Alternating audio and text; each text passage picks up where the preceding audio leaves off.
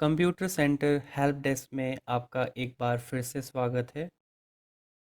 Last video के अंदर हमने एमएस वर्ड को ओपन करना और एमएस वर्ड के एप्लीकेशन विंडो के डिफरेंट पार्ट्स के बारे में जाना था।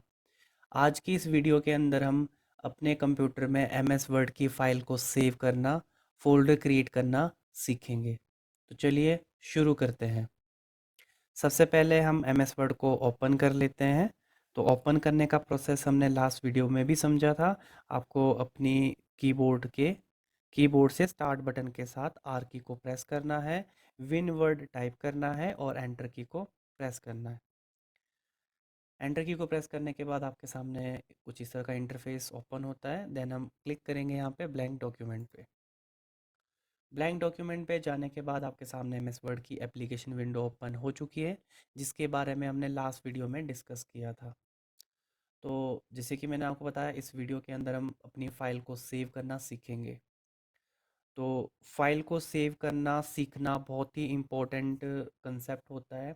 नॉर्मली जब भी हम ऑफिस में कोई फ़ाइल बनाते हैं, तो अगर हम उसको प्रॉपर सेव नहीं कर पाते हैं तो आपको काफ़ी दिक्कत हो सकती है। कई बार ऐसा होता है कि हम फाइल कहीं पे भी सेव करके चले जाते हैं, हमें पता नहीं होता कि फ़ाइल कहाँ सेव हो गई है। तो नेक्स्ट टाइम फाइल को ढूंढने में काफ़ी टाइम लगता है। ठीक है, तो वो टाइम आपको ना लगे, आप प्रॉपर फाइल को सेव करना सीख सकें।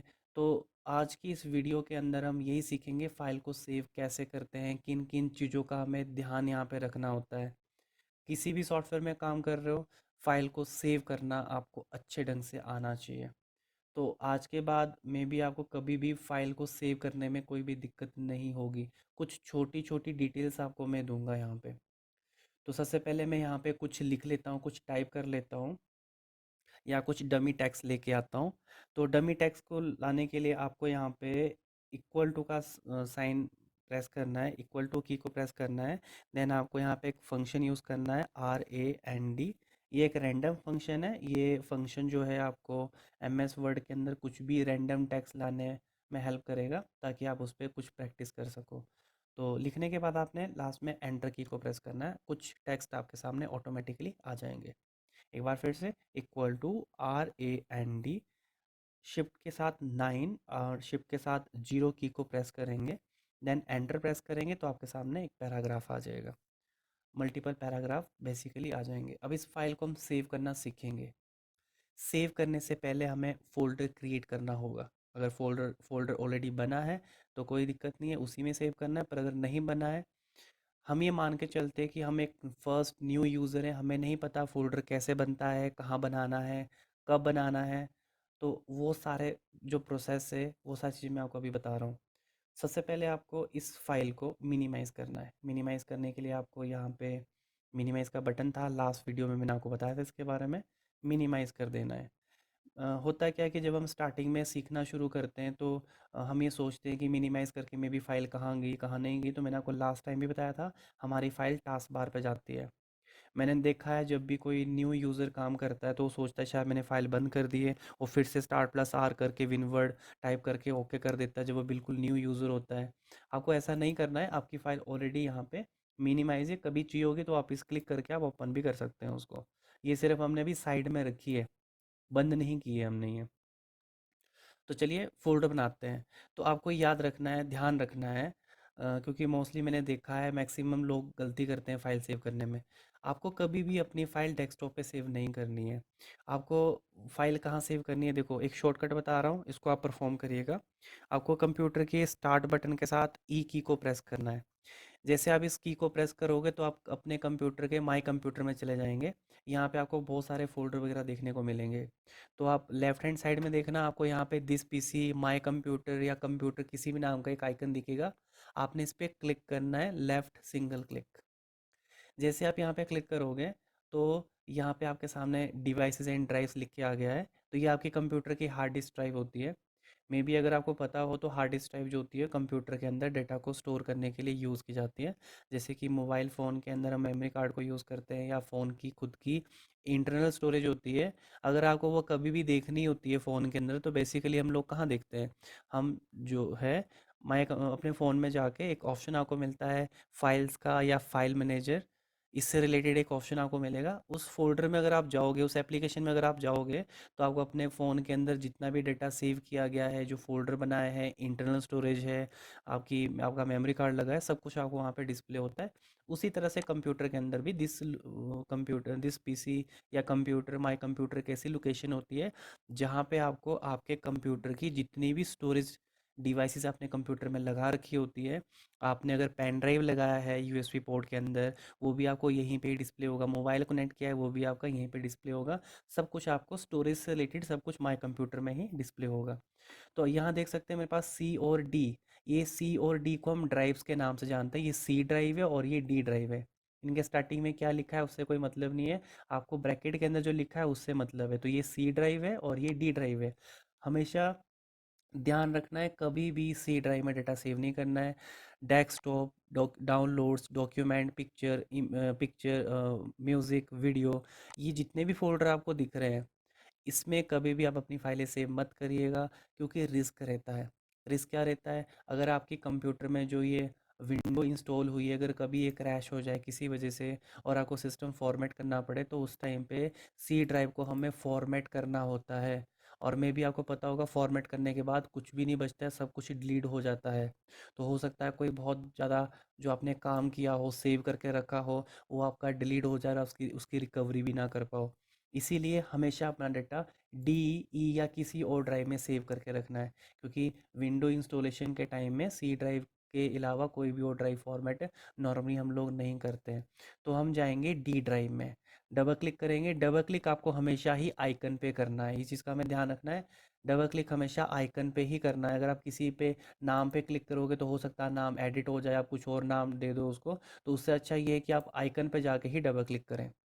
तो डबल क्लिक करेंगे तो ये आपके सामने कुछ इस तरह से ओपन होगा। अब इसके अंदर हमें फ़ोल्डर क्रिएट करना है। फ़ोल्डर क्रिएट करने के बहुत सारे तरीके हैं, बहुत सारे तरीके हैं जिससे आप फ़ोल्डर क्रिएट कर सकते हो। मैं आपको बताऊंगा सभी में काम करने वाला तरीका और शॉर्टकट तरीका। तो शॉर्टकट है फ़ोल्डर क्रिएट करने का, कंट्रोल शिफ्ट प्लस एन आपको कीबोर्ड से प्रेस करना है। कंट्रोल शिफ्ट प्लस एन, जैसे आप इसको प्रेस करोगे तो आप देखेंगे आपके पास यहाँ पे एक न्यू फोल्डर नाम से एक फोल्डर आ गया है। अब आपको करना क्या है? करना ये है कि आपको यहाँ पे एक नेम देना है। आप कोई भी नाम दे सकते हो। आपका कोई प्रोजेक्ट से रिलेटेड कोई काम कर रहे हो उसका नाम दे दो। आप अपना नाम दे दो, जो भी आप नाम देना चाहो आपको एक प्रॉपर नेम देना है। पर नेम हमेशा ध्यान रखना, नेम हमेशा यूनिक होना चाहिए। यूनिक मतलब जो नाम अभी हम यहाँ पे देने वाले हैं वो इस लोकेशन पे किसी और फोल्डर का नाम नहीं होना चाहिए, अदरवाइज आपका फोल्डर रिप्लेस हो जाएगा। हो सकता है कोई आपने फोल्डर पहले बना रखा हो और आप वही नाम इस फोल्डर को दे दो, तो उससे होगा ये कि जो पहले वाला फोल्डर है वो सारा जो डेटा उसके अंदर वो सारा डिलीट होके उसकी जगह ये नया वाला फोल्डर ले लेगा, और वो जो डाटा है आपका रिकवर भी नहीं हो पाएगा। तो इसलिए नाम हमेशा यूनिक देने हैं, जो नाम पहले नहीं यूज़ किए गए हो। इस चीज़ का आपको खास ध्यान रखना है। तो यहाँ पे हम नाम दे देते हैं। तो मैं एक नाम देता हूँ यहाँ पे, लाइक राम कुमार। राम कुमार नाम का फ़ोल्डर अभी तक इसमें कहीं नहीं बना है, तो ईज़िली बन जाएगा। मैं एंटर प्रेस करूँगा तो आप देखेंगे नाम इस फ़ोल्डर का राम कुमार आ चुका है। इस फ़ोल्डर को ओपन करने के लिए इस पे डबल क्लिक करिए या फिर एंटर की को प्रेस कर लीजिए, ये ओपन हो जाएगा। तो हम डबल क्लिक करते हैं। डबल क्लिक जो होता है हमेशा वो लेफ़्ट होता है, राइट कभी भी डबल क्लिक नहीं होता है। तो हम लेफ़्ट डबल क्लिक करेंगे, आपका फ़ोल्डर ओपन हो जाएगा। अभी आप देखोगे ये बोल रहा है कि दिस फ़ोल्डर इज़ एम्प्टी। तो आपको यहाँ पे एक नया फ़ोल्डर क्रिएट करना है ना? अपने फ़ोल्डर के अंदर एक और नया फ़ोल्डर आपको क्रिएट करना है। लाइक हम अभी एम एस वर्ड में काम कर रहे हैं, तो यहाँ पे हम फ़ोल्डर एम एस वर्ड नाम का ही क्रिएट करेंगे। तो अभी आपको याद होगा, अभी अभी हमने फ़ोल्डर क्रिएट करना सीखा है एक शॉर्टकट की के थ्रू, और शॉर्टकट है कंट्रोल शिफ्ट प्लस एन। जैसे हम कंट्रोल शिफ्ट प्लस एन करेंगे, अगेन नेम मांग रहा है आपसे, क्या नाम देना चाहते हो? मैं इसको नाम देता हूँ M S word. M S word, और एंटर करेंगे। आपका फोल्डर बन के तैयार हो गया है। अब आपको याद रखना है इस फ़ोल्डर की लोकेशन। जब हम नए-नए यूज़र होते हैं तो हमें नहीं रहता है याद कि फ़ोल्डर कहाँ बनाया, कैसे बनाया। तो आपको याद रखना है, ये थोड़ा-सा प्रैक्टिस करोगे आपको आराम से समझ में आ जाएगा। कोई भी बड़ी बात नहीं है, बहुत सिंपल चीज़ है ये। तो देखो मैंने इस फ़ोल्डर पे डबल क्लिक करके इस फ़ोल्डर को भी ओपन कर दिया।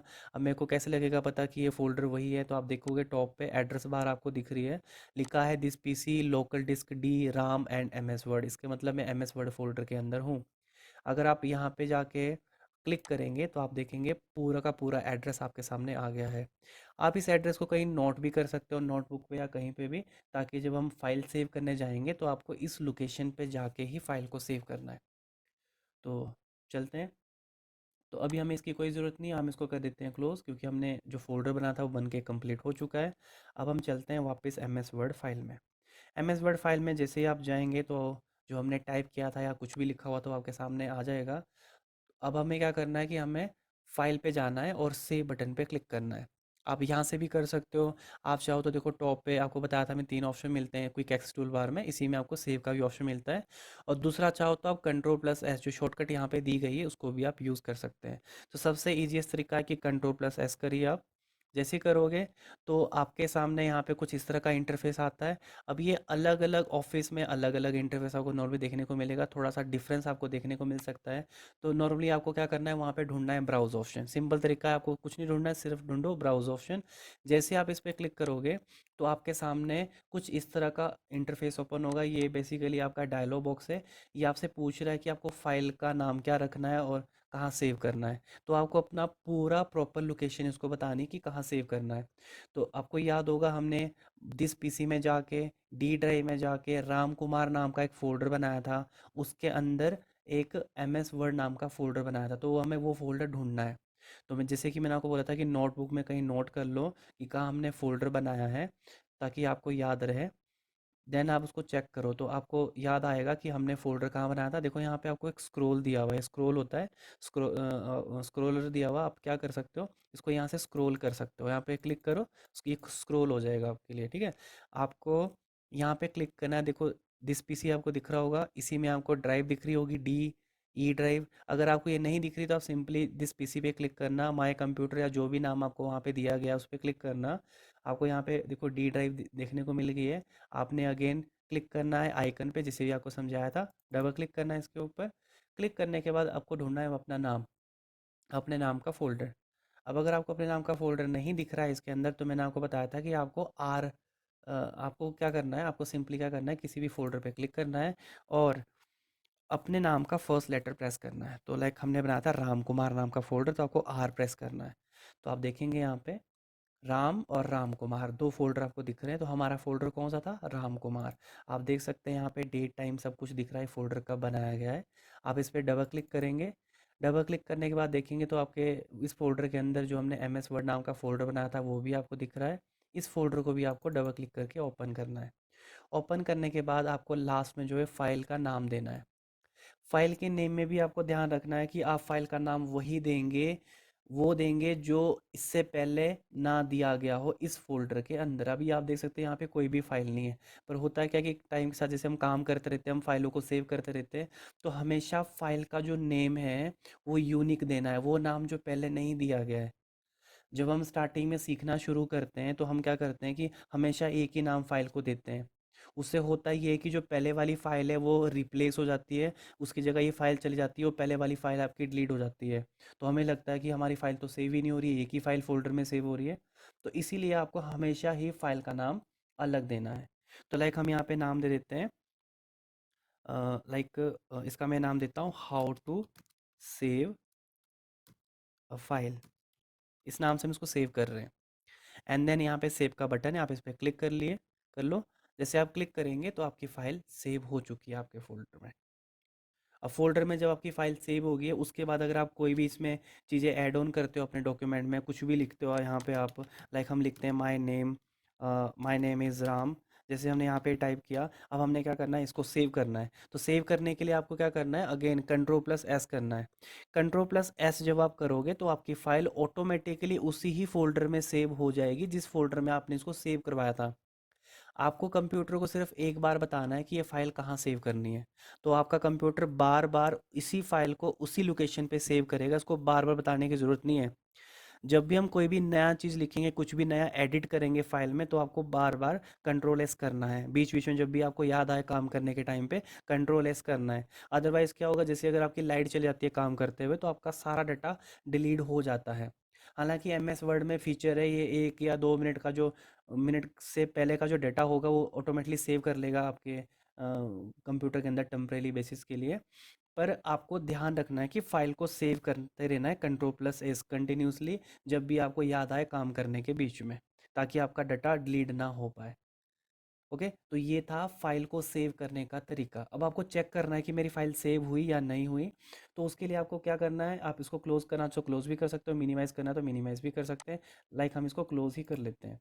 अब ये पूछ रहा है do you want to save changes, हम बोलते हैं यस, सेव करना है, सेव पे क्लिक कर लिए।